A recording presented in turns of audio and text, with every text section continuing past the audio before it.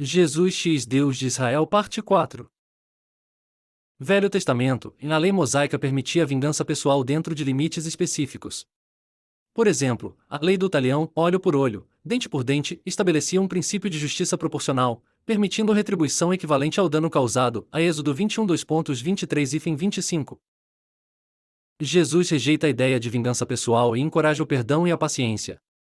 Em Mateus 5:39, ele diz: E não resistam ao perverso. Se alguém oferir na face direita, ofereça-lhe também a outra. Isso demonstra uma mudança radical para uma ética de não retaliação e amor, mesmo para com os inimigos. Velho Testamento, as mulheres geralmente tinham papéis restritos, com leis específicas que regulavam seu comportamento, direitos e posição na sociedade. Levítico 12, Deuteronômio 22:13, 21. A sociedade era patriarcal, e as mulheres tinham pouca autoridade religiosa ou pública. Jesus frequentemente desafia essas normas culturais e sociais. Ele interage abertamente com mulheres, como a mulher samaritana, a João 4:7 e 27, e Maria Madalena, a Lucas 8:1-3, e até permite que Maria de Betânia se sente aos seus pés para aprender, uma posição normalmente reservada aos homens, a Lucas 10:38, 42. Velho Testamento, em certos crimes, como adultério, idolatria e trabalho no sábado, eram punidos com a morte, a Levítico 20:10 e Êxodo 31:15.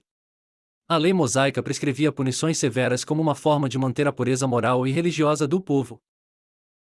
Jesus, em João 8:11, quando os fariseus trazem a Jesus uma mulher apanhada em adultério, ele desafia aqueles que querem apedrejá-la, dizendo: Aquele que de entre vós está sem pecado seja o primeiro que atire pedra contra ela.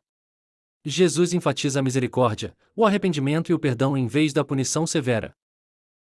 Velho Testamento, a oração e a adoração muitas vezes aconteciam em contextos formais, como no templo, e eram conduzidas por sacerdotes, a Êxodo 29, Levítico 16. Deus era muitas vezes percebido como distante, exigindo intermediação sacerdotal.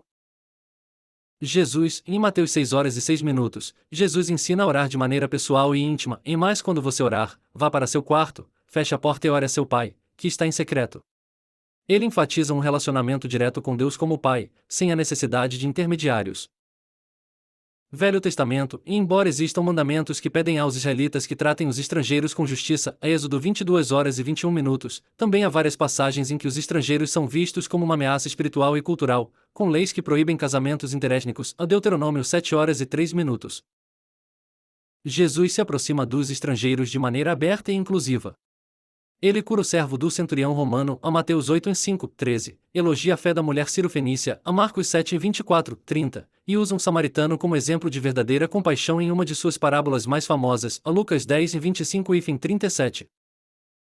Velho Testamento, o reino de Deus é frequentemente visto como um reino terrestre e político, com o Messias militar restaurando Israel à sua antiga glória, a Isaías 9:6 e 7, Ezequiel 37:21-28.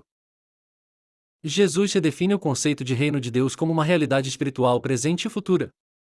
Ele fala do reino como dentro de vós, Lucas 17:21, e enfatiza sua natureza espiritual, ética e transformadora.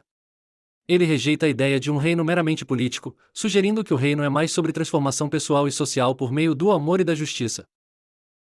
Velho Testamento, a lei de Moisés era considerada a autoridade máxima em termos de moralidade, adoração e comportamento social, a Deuteronômio 6:1-25. Ela era vista como a revelação final e completa da vontade de Deus. Jesus, em Mateus 5:17, Jesus diz que não veio para abolir a lei, mas para cumpri-la. No entanto, ele frequentemente interpreta a lei de maneira que vai além de sua letra para seu espírito, ampliando seu significado para incluir a pureza interior e a intenção moral. Ele frequentemente diz: Vocês ouviram o que foi dito, mas eu lhes digo. Mateus 5:21-48, mostrando que ele se vê como a autoridade final sobre a interpretação da lei. Velho Testamento, Israel é visto como o povo escolhido de Deus, com uma aliança especial e promessas de proteção e bênçãos em troca de fidelidade e obediência, a Deuteronômio 7:6 e 8. Jesus começa a estender a mensagem de salvação para além de Israel. Em Mateus 28:19-20, ele ordena aos seus discípulos: portanto, vão e façam discípulos de todas as nações. Ele desafia a exclusividade e expande a missão de Deus para incluir todos os povos e nações. Velho Testamento, as escrituras do Velho Testamento frequentemente usam histórias históricas e leis claras para comunicar verdades religiosas, como os mandamentos e a história de Israel. Embora existam metáforas e poesia, como nos Salmos, a lei e a história ocupam o centro do palco. Jesus faz amplo uso de parábolas e alegorias, a Mateus 13, 10, 15, frequentemente comunicando verdades espirituais complexas por meio de histórias simples e cotidianas. Ele usa parábolas para esconder e revelar verdades, desafiando seus ouvintes a pensar profundamente sobre o significado espiritual de suas palavras. Velho Testamento, em Deuteronômio 28, Deus estabelece bênçãos para obediência e maldições para desobediência, detalhando recompensas e punições físicas, materiais e sociais. Jesus inverte essa lógica em algumas de suas declarações. Em Lucas 6:20 e 26, por exemplo, ele diz: Bem-aventurados vocês que são pobres, pois o reino de Deus é de vocês. Ele reinterpreta a bênção e a maldição em termos espirituais e eternos, não apenas materiais ou físicos. Velho Testamento, o sábado era um mandamento solene, e sua violação era punível com a morte, a Êxodo 31, 2.14, 15. O descanso no sábado era um sinal da aliança de Israel com Deus.